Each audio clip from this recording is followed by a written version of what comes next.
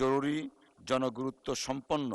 ত্রয়োদশ সংসদের প্রথম অধিবেশনের নবম দিনের শুরুতেই সংসদ সদস্যদের নোটিশের ওপর ৩০ মিনিট আলোচনা হয়।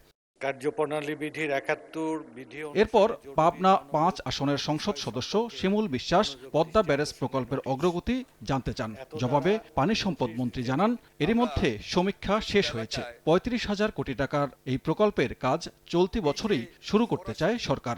প্রকল্প বাস্তবায়ন হলে দেশের দক্ষিণ পশ্চিমাঞ্চল এবং উত্তর পশ্চিমাঞ্চলের যোগাযোগ ব্যবস্থা ও আর্থ সামাজিক উন্নয়নে ভূমিকা রাখবে। মিলবে ১১৩ মেগাওয়াট জলবিদ্যুৎ। পদ্মা ব্যারেজ প্রকল্পটির মাধ্যমে দেশের দক্ষিণ পশ্চিমাঞ্চল এবং উত্তর পশ্চিমাঞ্চলের ১৯টি জেলার ১২০টি উপজেলা সরাসরিভাবে উপকৃত হবে মাননীয় স্পিকার। এবং এর বাহিরে আমরা যে সমীক্ষা করেছি, সরাসরি ১৯টি জেলার পর আরও ৫টি জেলা বাহ্যিকভাবে এর উপকার লাভ করবে।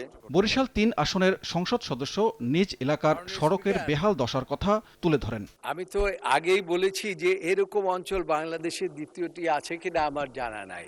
যথাশীঘ্র সম্ভব তার এই সমস্যার সমাধান করব। এরপর আসরের নামাজের বিরতিতে কার্য উপদেষ্টা পরিষদের বৈঠকের কারণে নির্ধারিত সময়ের আধ ঘন্টা পর সংসদ আবারও শুরু হয়। ২৫-২৬ অর্থ বছরের অর্থমন্ত্রী টেবিলে উপস্থাপন করেন বাজেটের অগ্রগতি। এর বাজেট বাস্তবায়ন অগ্রগতি প্রতিবেদন আপনার মাধ্যমে এই মহান সংসদে উপস্থাপন করছি। প্রতিবেদনটি পঠিত বলে গণ্য করার জন্য আপনাকে বিনীতভাবে অনুরোধ করছি। পাশ হয় গণপ্রতিনিধিত্ব অধ্যাদেশ বিল ২০২৬।